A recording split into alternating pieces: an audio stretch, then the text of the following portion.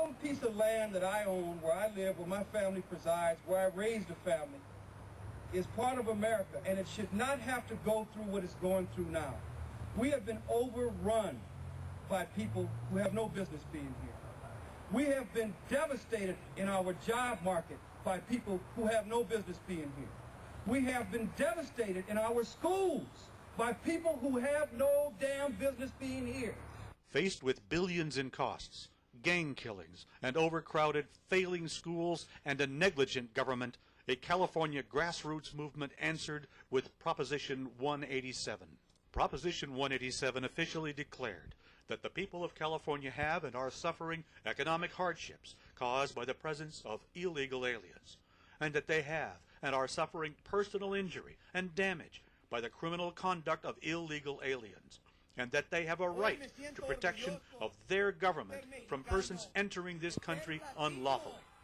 In a courageous act, California Governor Pete Wilson threw his complete support behind Proposition 187 long before it was popular to do so.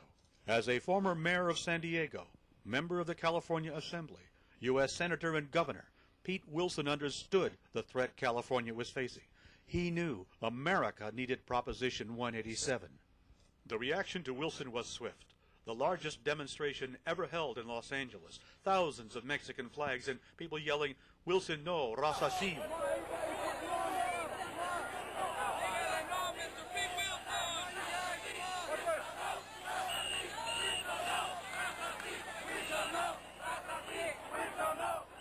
Despite vicious attacks by Mexicans and liberals, Wilson stuck to his guns and won in a political landslide, and 5 million Californians passed Proposition 187.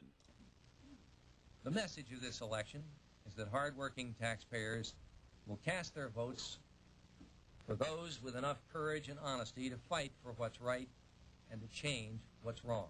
4 years later, Lieutenant Governor Dan Lundgren sought to succeed Wilson as governor, but he didn't have Wilson's courage. On September 23, 1998, respected Sacramento Bee political observer Dan Walters wrote, "The most important facet of California's journey into the 21st century is that the state's population is growing very rapidly. The 30 million Californians that the 1990 census counted will be nearly 35 million by 2000 and could reach 50 million by 2025, demographers agree.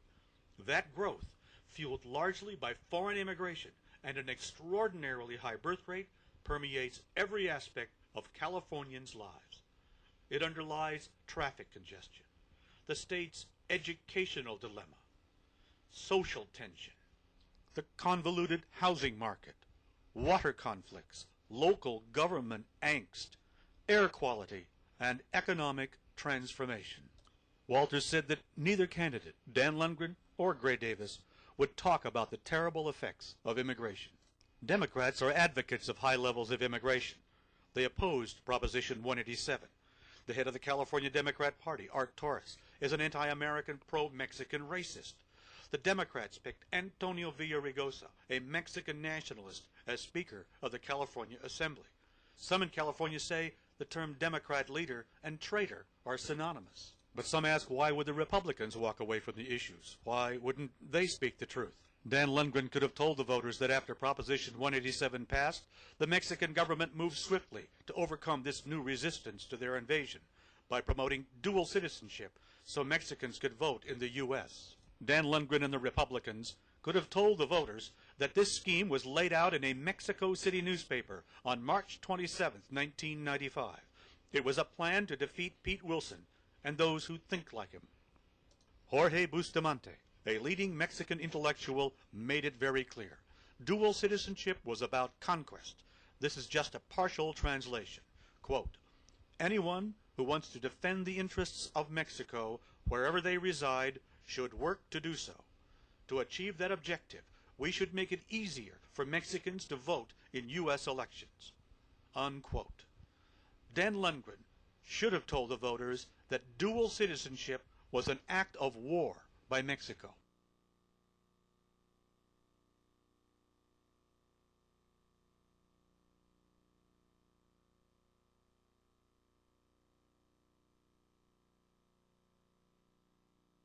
Dan Lundgren and the Republicans didn't tell the voters that after Proposition 187 passed, 400 Latino leaders met at the University of California at Riverside to join in this plan to use the ballot box to defeat America.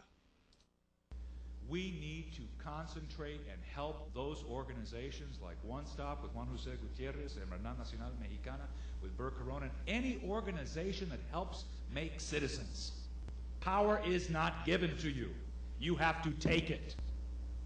Remember, 187 is the last gasp of white America in California. Dan Lundgren and the Republicans didn't tell the California voters that the head of the California Democratic Party had said that 187 was the last gasp of white America in California. But Voice of Citizens Together did. On May 7, 1995, VCT ran a full-page ad in the Los Angeles Daily News exposing Torres' remarks. The media ignored it, but Art Torres didn't. Party, I thank you for being here, and I welcome you, Senator Art Torres, the chairman of the Democratic Party of California. Well, those are great numbers, man. Really surprising. Yeah, really. ¡Que viva la raza!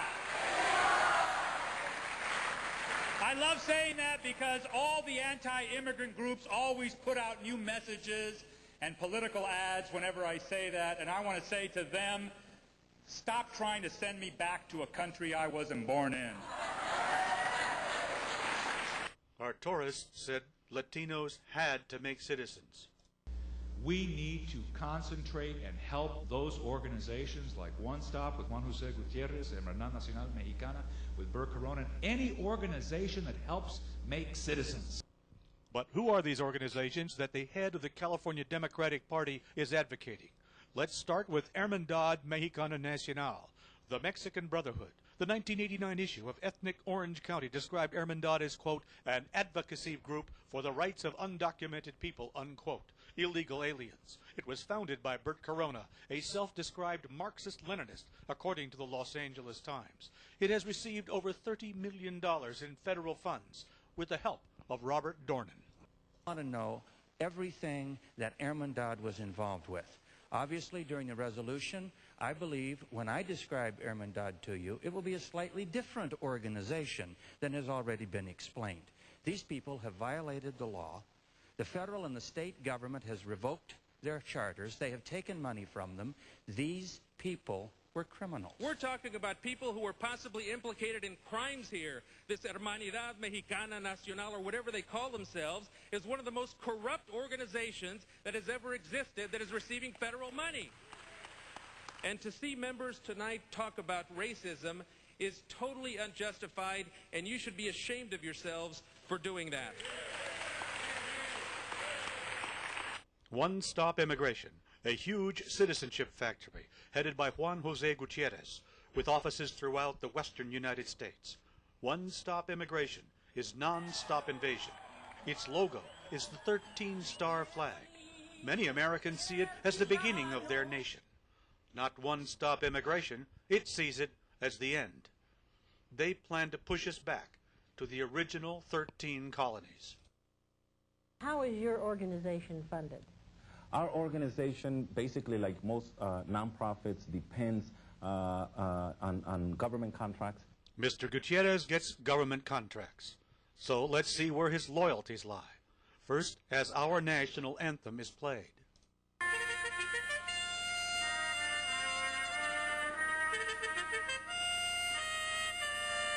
And now the Mexican national anthem.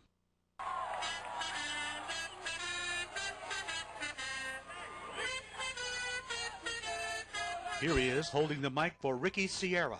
Ricky Sierra, the Chicano National Guard, here to tell you today that we're here united and we're recolonizing America, so they're afraid of us. They're very afraid. It's time for us to take back what is ours. Here is Gutierrez introducing his good friend Christopher Zabada, Minister of Information of the Brown Berets de Aztlán.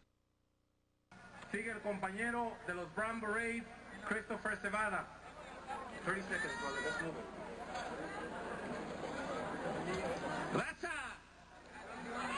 Raza sí, migrano! Raza sí, migrano! Christopher Zabada, known for his rabid anti-American ravings, was there at another demonstration against America on the 4th of July, 1996.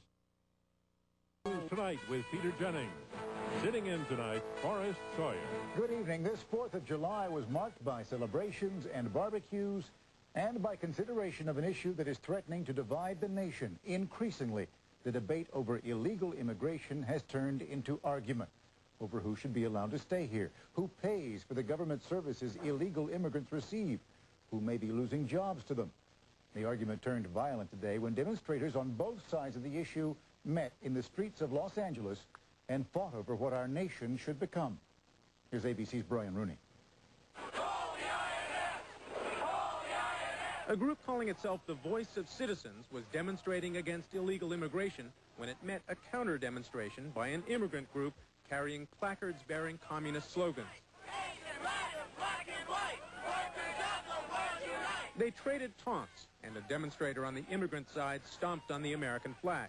Within a few minutes, the two groups clashed.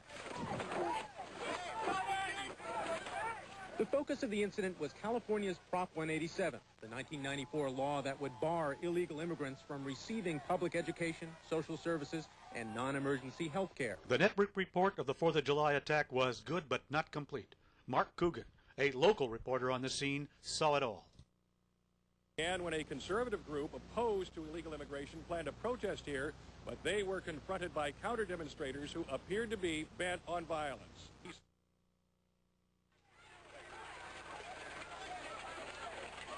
The Americans who want an end to illegal immigration, or these communist revolutionaries?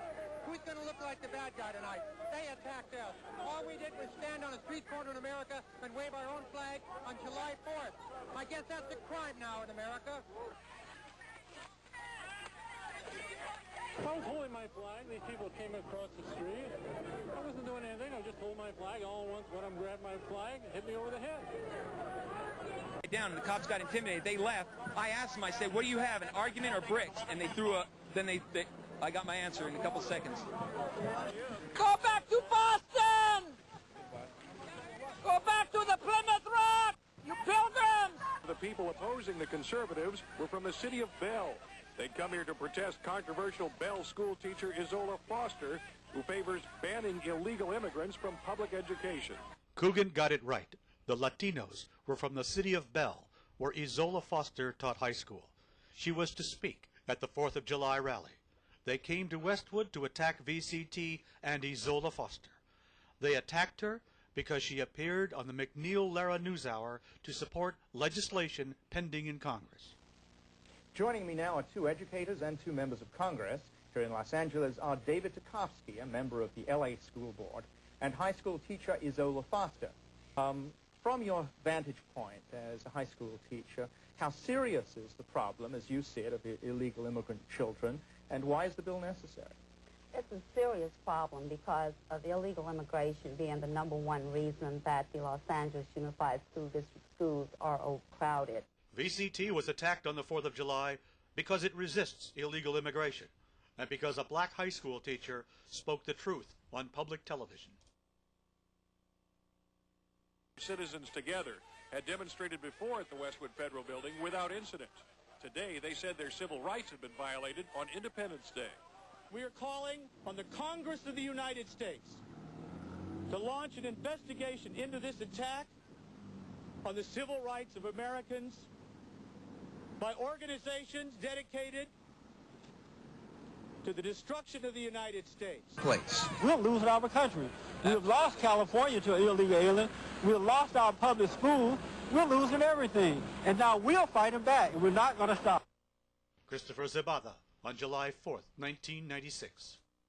We're here in Westwood. This is the 4th time we've been here in the last 2 months to show white Anglo-Saxon Protestant LA, the few of you who remain, that we are the majority, and we claim this land as ours. It's always been ours, and we're still here. And none of this talk about deporting. If anybody's going to be deported, it's going to be you. On October 12, 1997, Juan Jose Gutierrez led a march on Washington to demand amnesty for millions of Mexicans.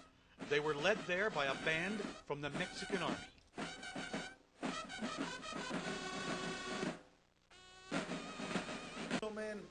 We were all inspired and moved by those sounds from the military band They led our contingents of thousands upon thousands of people that came to the nation's capital to stand for justice and equality.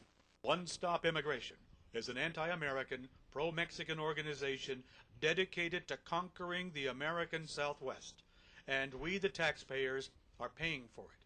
But Dan Lundgren didn't tell California voters. The Mexicans are seeking to take back the Southwest by outvoting Americans in their own elections. In the same 1995 ad, which exposed Art Torres, Voice of Citizens Together alerted Americans to Mexico's scheme for one-way dual citizenship. 10 days later, the Daily News printed a letter from the Mexican Consul General in Los Angeles. It said in part, quote, "In regard to the paid advertisement published by Voice of Citizens Together in the Daily News issue of May 7th, under the heading of Proposition 187 was the last gasp of white Americans in California, the Consulate General of Mexico states the following. The government of Mexico does not plan to grant double citizenship to Mexican nationals residing in the United States. The Mexican government has made perfectly clear through appropriate channels that it does not recognize double citizenship. The issue of double citizenship has been raised for many years and has no relationship at all to Proposition 187, unquote." On May 21, 1995, the Daily News printed VCT's response. It said in part, according to the Christian Science Monitor, April 7, 1995, quote, "But not until the Mexican consul in Los Angeles, Jose Angel Pescador Osuna, began pressing the Mexican government following the Proposition 187 vote in November, did the idea of dual citizenship begin moving. Not only was dual citizenship the direct result of Proposition 187, Pescador Osuna was behind it, and he lied about it. And this is dual citizenship, not dual nationality. Plans are now being finalized for Mexicans to vote in Mexico's elections in the United States. Mexicans living abroad will be able to vote in those elections. Candidates coming through California, there'll be paid advertisements. For the first time, we will actually see candidates campaigning here in the state of California. On the day of the election, they're going to open up polling places. It might be where the consulate's offices are. They might be mobile polling places, but people will be lining up to mark a ballot and depositing it here in California. On February 6, 1998, Pescador Osuna attended a conference on the Treaty of Guadalupe Hidalgo sponsored by the Southwestern School of Law. He reported on his efforts to gain dual citizenship for Mexicans. Here are his very words. Now, Congress approved also the law of nationality. If that is the case, I would say that everything Mexican-American that lost some rights in the 19th century are going to recover them. And even though I'm saying this part serious, part joking, I think we are advancing to la reconquista de California. Question. What the Mexican Consul General just said is that the Mexican Congress has restored voting rights which Mexicans lost after the War of 1848, which ended with the Treaty of Guadalupe Hidalgo. He also said Mexico is reconquering California. He called it La Reconquista. Contacted by reporter Sam Verhoeven, VCT provided a recording of Osuna's remarks to the New York Times, which included them in a front-page story on April 14, 1998. But Dan Lundgren didn't think it was important enough to tell California voters. On May 7, 1998, as the campaign for California governor was heating up, the California Coalition for Immigration Reform erected a billboard in Blythe, California at the Arizona border. It read, "Welcome to California, the illegal immigration state. Don't let this happen to your state." It made no mention of race, national origin, or ethnicity. There are over 2 million illegal aliens in California, far more than any other state. California is the illegal immigration state. Section 133 of the 1996 Illegal Immigration Control Act permits states to take an active role in immigration law enforcement. It says the Attorney General may enter into a written agreement with a state or any political subdivision of a state to perform the function of an immigration officer. The CCIR billboard included a toll-free telephone number Americans could call to learn about this new law and how they could protect their communities, just as Congress wanted them to. This lawful act by American citizens using their own money to encourage law enforcement was met with terrorist threats by Mario Obledo and the California Coalition of Hispanic Organizations. On June 4, 1998, the coalition, whose board members include former California Supreme Court Justice Cruz Reynoso, issued a press release announcing that they would attack the CCIR billboard on June 27, 1998. Obledo's threats made him an instant media celebrity. He appeared on a number of radio and television programs, and the story was covered extensively by the print media. An anti-immigration billboard is the subject of a hot debate right now over rights and wrongs. A Latino group protested the sign which calls California the illegal immigration state. One member of the group threatened to burn down the sign. But typically the approach people use was non-violent. You're talking about burning down a sign. Well, I'm talking about burning down the sign because the sign was so offensive that it needed burning. This, of course, is on a very small scale, but Mr. Mario Obledo, who does not like the sign, thinks the sign is racist, feels that he has the right not only to protest, which of course is his First Amendment right, but to take physical action and to burn up, blow up that sign. He's also apparently threatened two other advertisers who have signs nearby. The sign refers to illegal immigration, and that means in the state of California, Mexicans. And eventually, we're going to take over all the political institutions of California. In 5 years, the Hispanics are going to be the majority population of the state. And you don't think that we share that with the mindset that you are... And then the law of the land will be open the borders, let everybody in, burn down billboards, shut up anybody you don't agree with. That once the Hispanics take over, then we're not going to have freedom of speech anymore. You're going to tell us what's okay to say. You're going to tell us when we're crying fire in a crowded theater. You know, it's one thing to cry fire in a crowded theater. It's another thing to set a fire, which you're about to do.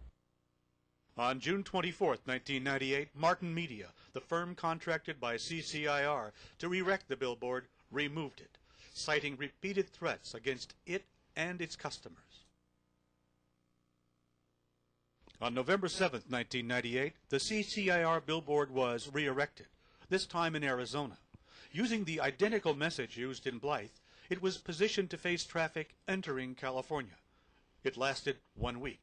The property owner, who had agreed to the placement, rescinded permission. He said he had received threats from Mexican gangsters, threats against himself and his family.